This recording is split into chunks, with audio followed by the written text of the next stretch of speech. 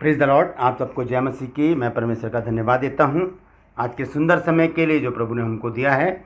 और एक सवाल है जो मुझसे किसी ने पूछा था और उनका नाम भी मैं बता देता हूँ। उनका नाम है आनंदी वाल्टर।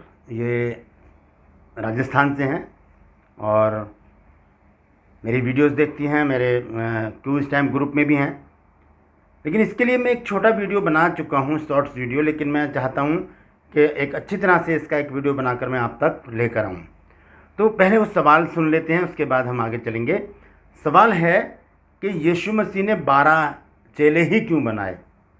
ये सवाल है कि यीशु मसीह ने 12 चेले ही क्यों बनाए। ज़्यादा भी बना सकते थे या कम भी बना सकते थे। तो ये बहुत सवाल सुनने में तो थोड़ा अटपटा सा लगता है कि ऐसा कि यीशु मसीह की मर्ज़ी, वो जो मर्ज़ी करें। लेकिन उसके अंदर का जो लॉजिक है, उसके अंदर का जो तर्क है, वो जानना बहुत ज़रूरी है। क्यों यीशु मसीह ने ऐसा किया। तो इस बात को आज हम जानेंगे कि क्यों यीशु मसीह ने 12 चेले बनाए। मैं चाहता हूं कि आप इस बात को जानें और इस बात को अपने पास रखें। हो सकता है कि आपसे कोई इस सवाल को पूछे तो आप उसका जवाब दे सकते हैं। Praise the Lord. तो आइए उस बात को हम जानेंगे। हम देखते हैं कि जब हम उत्पत्ति से चलते हैं बाइबल में, तो वहाँ पर 12 गोत्रों का जिक्र है जो याकूब के पुत्र थे।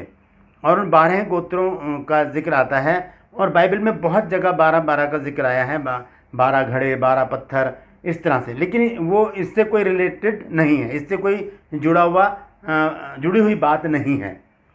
और 12 चेले और 12 गोत्र, ये थोड़ा सा आपस में तालमेल रखते हैं।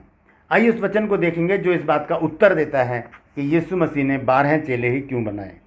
मत्ती की पत्री है और उसका 19 अध्याय, और मैं पढ़ूंगा इसका 27 पद से। ध्यान से सुनिए क्या लिखा है यहाँ पर।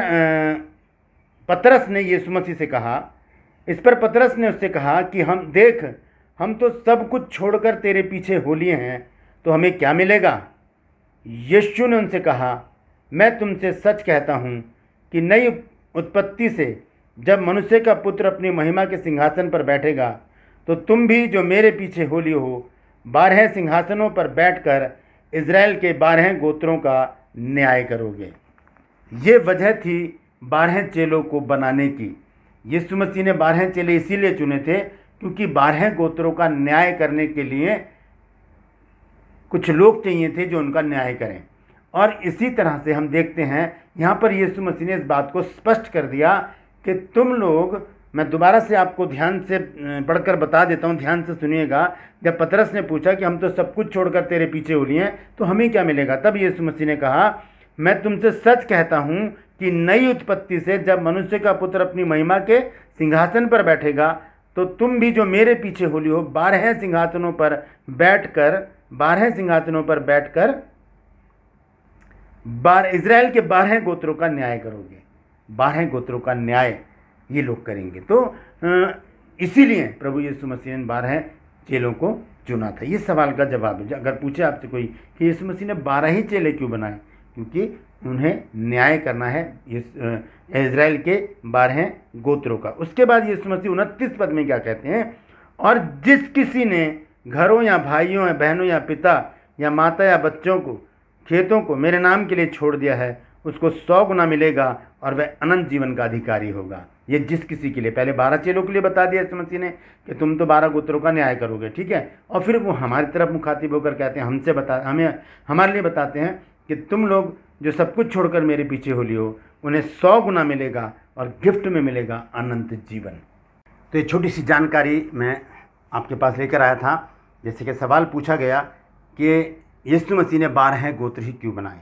सवाल बहुत अच्छा है क्योंकि हर एक बात का एक कारण होता है। अगर आज हम मास्क लगाकर अगर हम चल रहे हैं तो इसका कोई कारण है और वो कारण सब जानते हैं।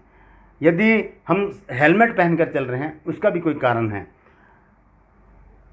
इसी तरह से यीशु मसीह ने यदि 12 चेले बनाए हैं तो इसका भी कोई कारण है, और वो कारण मैं आपको बता चुका हूँ। 12 गोत्रों का न्याय उन्होंने करना है।